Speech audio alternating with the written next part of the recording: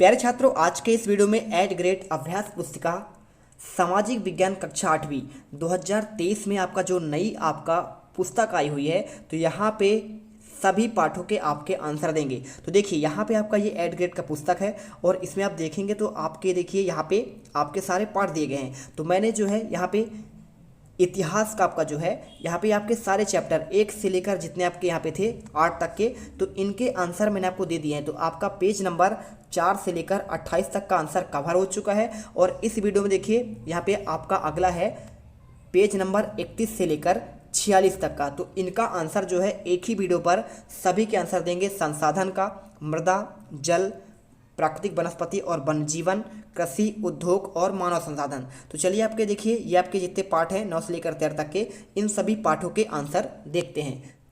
तो देखिए यहाँ पे पहला अध्याय आता है संसाधन।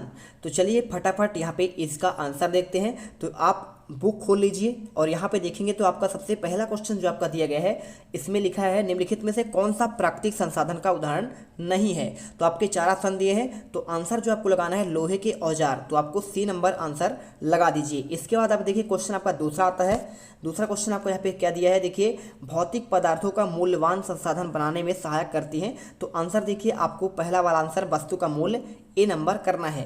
क्वेश्चन देखिए यहाँ पे आता है तीसरा, ऐसे संसाधन जो एक बार समाप्त होने के बाद पुनः पूरित होने में हजारों वर्ष लगता है, यानी बहुत समय लगता है, उन्हें क्या कहते हैं। तो देखिए आपका जो नवीकरणीय होते हैं ना, ये आपका जैसे सौर ऊर्जा हो गया, सूर्य हो गया, वायु ऊर्जा हो गया और जल ऊर्जा, ये कभी खत्म नहीं होंगे तो नवीकरणीय कहलाएंगे। और यहाँ पे अनवीकरणीय जो देखिए एक बार खत्म होने के बाद, जैसे कोयला हो गया, खत्म हो जाएगा, दोबारा नहीं मिलेगा। साथ में आपका पेट्रोल हो गया है ना, तो यहाँ पे आपके अनवीकरणीय कहलाएंगे। तो यहाँ पे अनवीकरणीय आंसर करना है। इसके बाद देखिए यहाँ पे आता है आपका चौथा नंबर क्वेश्चन। तो लिखा है संसाधन की परिभाषा लिखना है। तो आप लिख दीजिए मानवीय आवश्यकताओं के पूरा करने वाले सभी जीव जंतु, वस्तुएं और पदार्थ संसाधन कहलाते हैं। इसके बाद क्वेश्चन 5वां आता है पेटेंट किसे कहते हैं। तो आपको यहाँ पे जो आंसर लिखना है, देखिए पेटेंट का तात्पर्य है आविष्कार का एकमात्र अधिकार से है, जो ऐसी कानून इसका अधिकार है जो किसी व्यक्ति या संस्था को किसी विशेष उत्पाद या फिर खोज या डिजाइन प्रक्रिया में सेवा के लिए एक अधिकार देता है।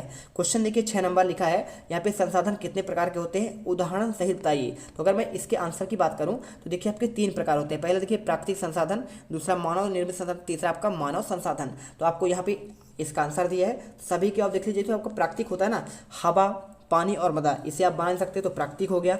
और मानव निर्मित जो आपको सड़क बनाता है मानव, फूल और भवन और मशीन, मानव। देखिए इसके बाद आपका यहाँ पे कुछ लिखा है आपका मानव संसाधन। तो शिक्षक, डॉक्टर और वैज्ञानिक, ये हम लोग क्या है मानव ही करता है, तो आपका मानव संसाधन कहला गया। इसके बाद क्वेश्चन 7वां देखिए नवीकरणीय और अनवीकरणीय संसाधन में 3 अंतर। तो देखिए नवीकरणीय संसाधन असीमित होते हैं, यानी क्या है, जैसे आपका सूर्य का प्रकाश हो गया है ना, आपका जल हो गया, वायु हो गया, असीमित है, इसे कभी खत्म नहीं कर सकते हैं। लेकिन अनवीकरणीय संसाधन क्या होते हैं, सीमित होते हैं। कोयला हो गया, पेट्रोल हो गया, ये आपके सीमित हैं। नवीकरणीय संसाधन क्या है, देखिए जल, मृदा और वन है। और अनवीकरणीय में कोयला, पेट्रोलियम और प्राकृतिक गैस। और इसके बाद देखिए यहाँ पे क्वेश्चन आपका जो आता है 7वां आपका हो गया ना। इसके बाद 8वां आता है नीचे दिए गए संसाधनों के उदाहरण में तालिका में भरिए। देखिए अब यहाँ पे कुछ आपके संसाधन दिए गए हैं, कौन सा आपका किस में होगा। तो वाणिज्यिक के अंतर्गत लौह अयस्क, कृषि भूमि, कोयला।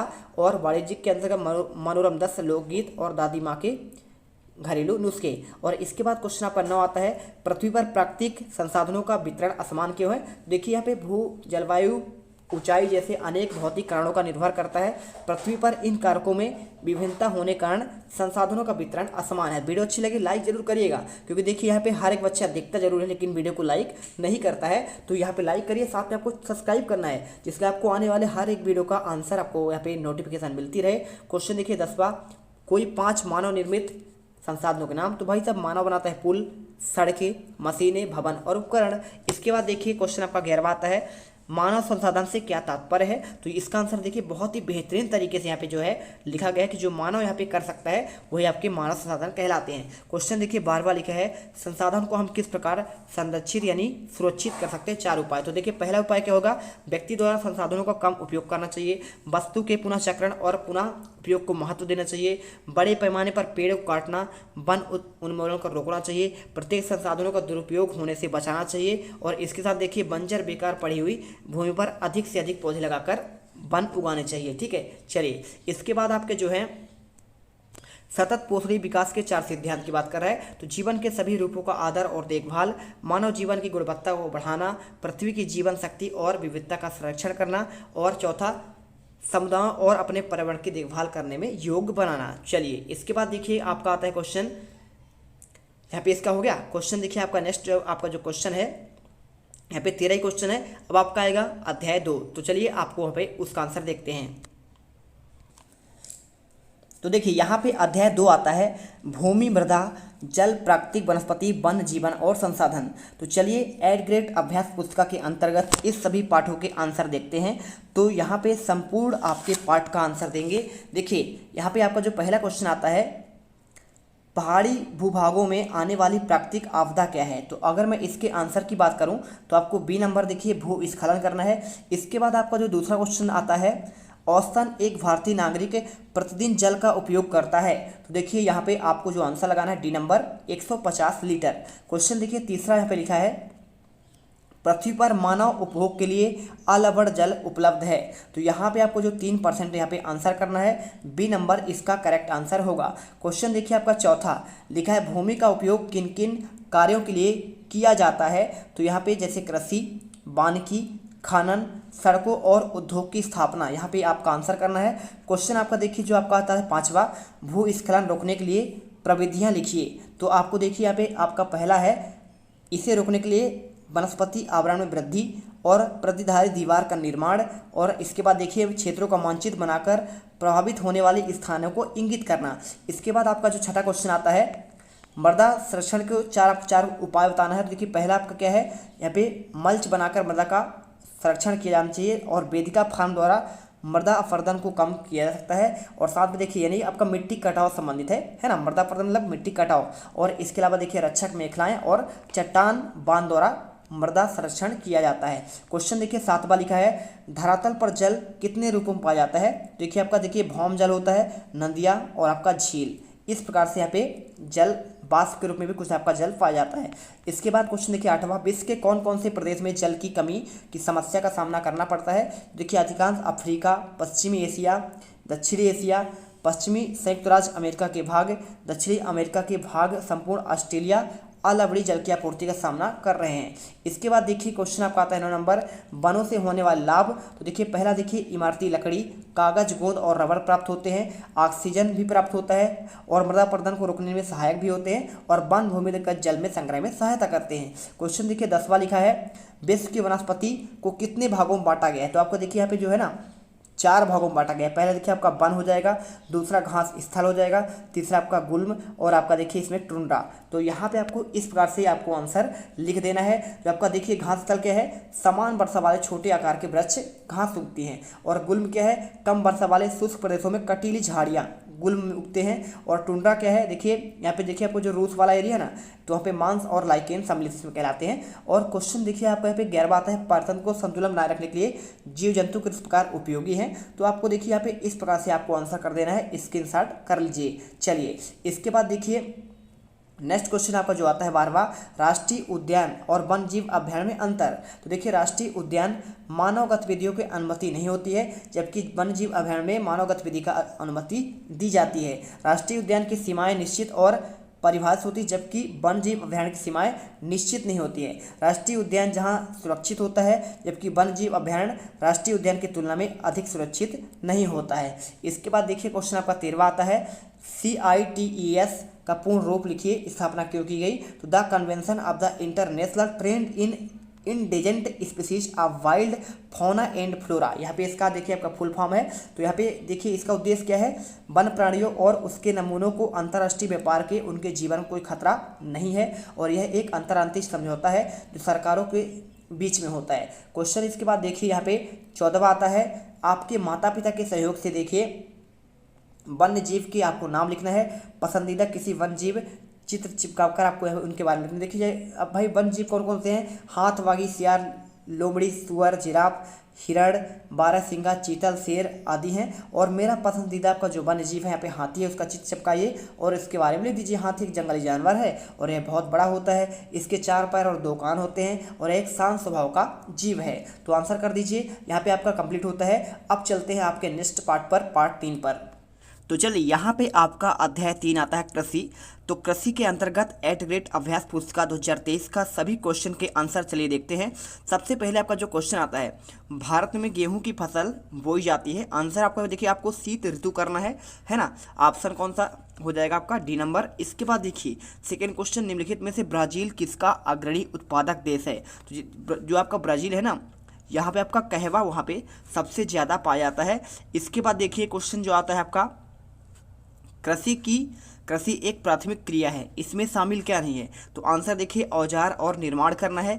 इसके बाद क्वेश्चन चौथा देखिए, पौधे से परिष्कृत उत्पाद के रूपांतरण के रूप में कितनी आर्थिक क्रियाएं सम्मिलित है? तो आपको देखिए यहाँ पे जो आपके 3 आर्थिक क्रियाएं सम्मिलित है, कौन कौन से हैं? प्राथमिक क्रियाएं, द्वितीयक क्रियाएं और आपका यहाँ पे तृतीयक क्रियाएं। इसके बाद क्वेश्चन देखिए पांचवा, कृषि क्रियाकलाप के लिए क्या क्या आवश्यक है? तो देखिए कृषि क्रियाकलाप के लिए अनुकूलित स्थलाकृति मृदा और जलवायु अनिवार्य रूप से यहाँ पे आपका आवश्यक है। इसके बाद देखिए कृषि तंत्र क्या है? क्वेश्चन 6 में लिखा है। और आपको आंसर देखिए, कृषि खेती का एक तंत्र के रूप में देखा जा सकता है। इसमें महत्वपूर्ण आपका बीज होता है, उर्वरक, मशीनरी और श्रमिक होता है। जुताई, बुआई, सिंचाई, निराई और कटाई इसकी कुछ संक्रियाएं हैं। और इसके बाद आपका जो क्वेश्चन 7वां आता है, श्रम और प्रौद्योगिकी के स्तर के आधार पर कृषि को कितने प्रकारों में बांटा गया है? तो देखिए आपको यहाँ पे 2 प्रकार आपको लिखना है, पहला निर्वाह कृषि और आपका दूसरा वाणिज्यिक कृषि। 8वां लिखा है, जैविक कृषि से आप क्या समझते हैं?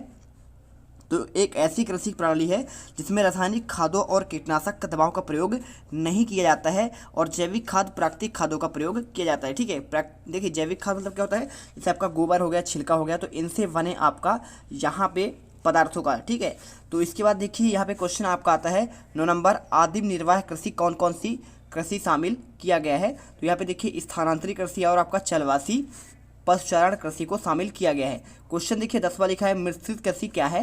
तो आपको यहाँ पे इसका आंसर देखिए आपका यहाँ पे लिखा गया है कि देखिए फसलों के उत्पादन में पशुपालन भी होता है साथ में, और फसलें भी उगाई जाती है, इसे मिश्रित कृषि कहते हैं। यह यूरोप, दक्षिण अफ्रीका, अर्जेंटीना और न्यूजीलैंड देशों में प्रचलित है।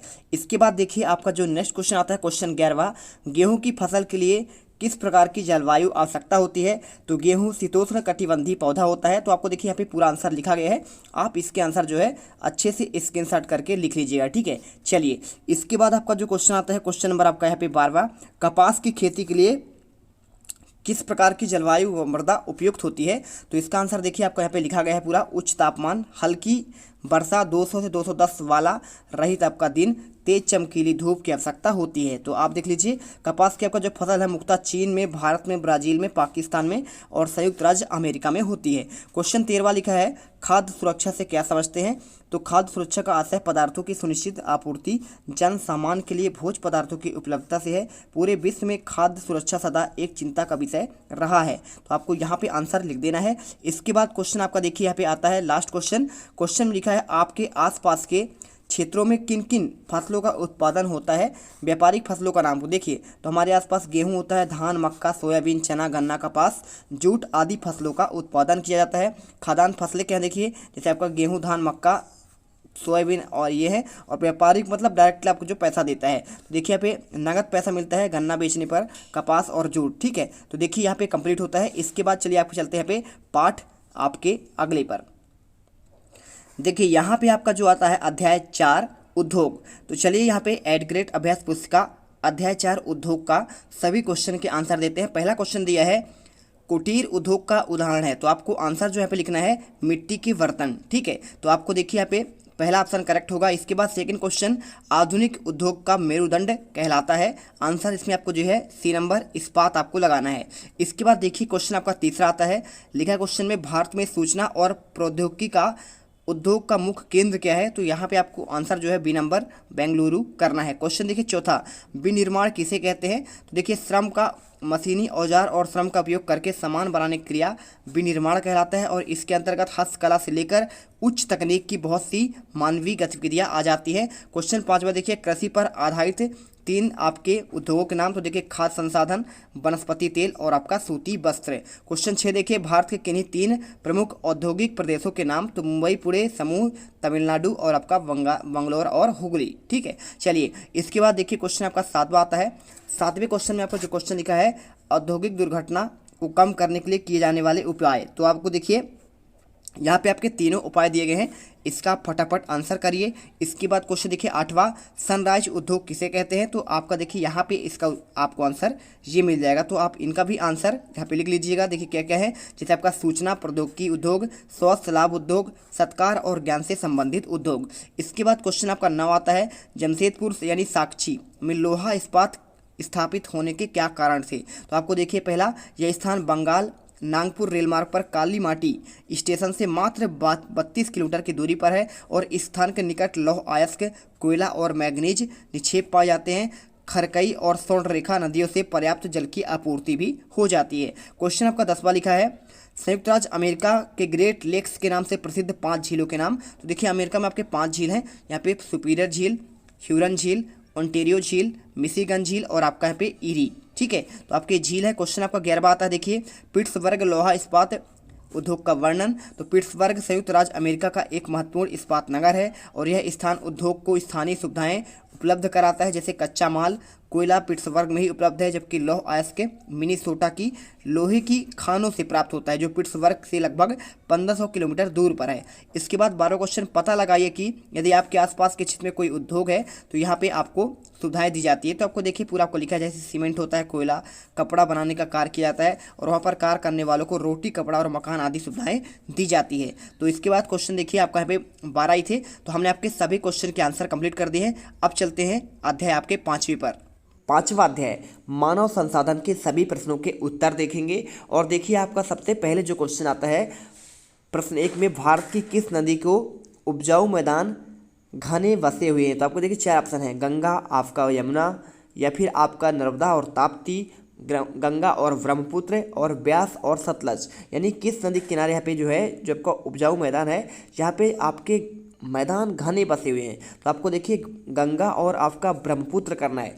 ब्रह्मपुत्र कहाँ से बहता है? देखिए आपका चीन से होती है ना, तो यहाँ से आते हुए असम साइड से होती हुई, या देखिए बंगाल की खाड़ी में गिरता है। और गंगा कहाँ से गिरता है? यहाँ पे देखिए गोमुख हिमानी से निकलता है और यहाँ पे उत्तराखंड से होते हुए यहाँ पे जाता है कहाँ? ये भी बंगाल खाड़ी में गिरता है। इसके बाद क्वेश्चन देखिए आपका दूसरा आता है। क्वेश्चन दूसरा में क्या लिखा है, देश के अंदर बड़ी संख्या में लोग रोजगार, शिक्षा और स्वास्थ्य सुविधाओं की खोज में कहाँ जा सकते हैं? ठीक है, अब आपको इसका आंसर देना है, कहाँ जा रहे हैं? 4 शहरी क्षेत्रों की ओर, या फिर आपका ग्रामीण क्षेत्रों की ओर, महासागरीय क्षेत्रों की ओर, या फिर पर्वतीय क्षेत्रों की ओर। तो आंसर देखिए शहरी क्षेत्रों की ओर। तो आपको दूसरा, आपको जो पहला आंसर है आपको इस पे लगाना है। क्वेश्चन देखिए आपका तीसरा आता है, जनसंख्या पिरामिड हमारी जानने में सहायता नहीं करती है। अब आपको देखिए कितने पुरुष और स्त्रियां हैं, रोजगार, योग, कौशल की योग्यता, कितने लोग शिक्षित या अशिक्षित है, या फिर आय का स्तर। तो आपको जो राइट आंसर है बी नंबर आपको लगाना है। इसके बाद देखिए क्वेश्चन आपका तीसरा आता है, ये देखिए तीसरा तो हो गया। चौथा देखिए, लोग सदैव पर्वतों और पठारों की तुलना में मैदानी भागों में रहना पसंद करते हैं क्योंकि यह क्षेत्र खेती और विनिर्माण के लिए उपयुक्त है, यह क्षेत्र अत्यधिक गर्म है, यह क्षेत्र विरल जनसंख्या वाले होते हैं, यह क्षेत्र प्राकृतिक सुंदरता से भरपूर होता है। तो देखिए आपको जो आंसर लिखना है यहाँ पे आपका देखिए ये हो जाएगा, यह खेती और विनिर्माण, यानी देखिए उत्पादन के लिए, कच्चे माल की ये आपका पे ढुलाई करने के लिए, कुछ भी करने के लिए यहाँ पे बहुत ही आसानी होती है। कहाँ? मैदानी क्षेत्रों में, लेकिन पहाड़ी क्षेत्रों में यहाँ पे उतनी सेवाएं नहीं होती, जैसे आपका रेल हो गया है ना, तो ये सेवाएं आपको वहाँ पे देखने को नहीं मिलेगी। और इसके अलावा देखिए वहाँ पे सड़क मार्ग भी बहुत कम होता है। क्वेश्चन देखिए 5वां लिखा है, प्रधानमंत्री कौशल विकास योजना कब और किसने शुरू की?